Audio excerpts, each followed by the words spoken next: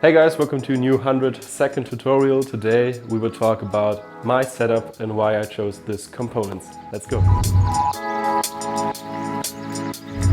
So yeah, let's start with the heart of anything. It's the camera. It's the Sony FS700. They released it in 2012, I think. It was released with a pricing of about $8,000. Now you can get one used for about $1,000 to $2,000. And the great thing about it is that it originally shoots full HD, but a very good full HD. Okay, so very good quality. And what's really interesting about it is that it has a 4K Super 35mm sensor, and it is in slow motion camera. It can shoot up to 240 frames per second in 2K with an external recorder, or a 4K image with 60 frames per second. And I must say that the image in combination with the external recorder is extraordinary. Okay, so the sensor is very good. Okay, that's why I bought this camera. And the problem is it's kind of big. On a gimbal, for example, it's too heavy. Okay, you definitely need a vest or a Steadicam system to operate it, because otherwise you're done after 3 minutes or so. But it's also, of course, a good thing for customers. They're directly impressed of the size of the camera and think, okay, this must be professional.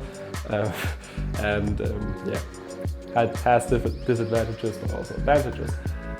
The next setup, or the next point, is the Atomos Shogun Inferno. It is an external 4K recorder. It can produce a 4K 60 frames per second image. It can output Apple ProRes, also Apple ProRes RAW, and it shoots, how I said, 240 frames per second on 2K. So especially I shoot a lot of sport documentaries and sport videos. This slow motion footage is great. You need an SDI cable to connect it, or an HDMI, but with HDMI it's only possible to shoot in full HD. And the combination of the Sony FS700 and the Atomos Shogun is really a good thing, a good setup I can recommend. Okay, it will make a new camera out of it, for real. I have different lenses. I will not go in detail about the lenses. This is just a placeholder. Normally I shoot with a Sigma 18-35, which is on this camera right now. And I'm also really happy about it. I think I must not have to say anything about the Sigma 80 or the Sigma Art series. They're great lenses. You can't make something wrong with it. It has a E-mount.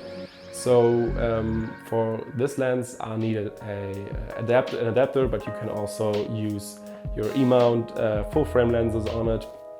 And the microphone is the microphone that is from the Sony FS700. It's also very good. It's made for documentaries, so you can't make anything wrong with it. And this gimbal you're seeing is the Xeon Crane 3S. The good thing about the Crane 3S is that it can also handle bigger cameras or RADs with big lenses. Okay, and it was actually kind of tough to find a gimbal that works with a camera and a lens that it's so long. Okay, because all the other gimbals I have, it was not possible to work with them. Okay, you have to put extra weight on it to stabilize it. And it was too heavy. So this is really a perfect and good gimbal. You can get it for about $800, or I think now $700. And for that price, it's an amazing output. Okay, it's very strong.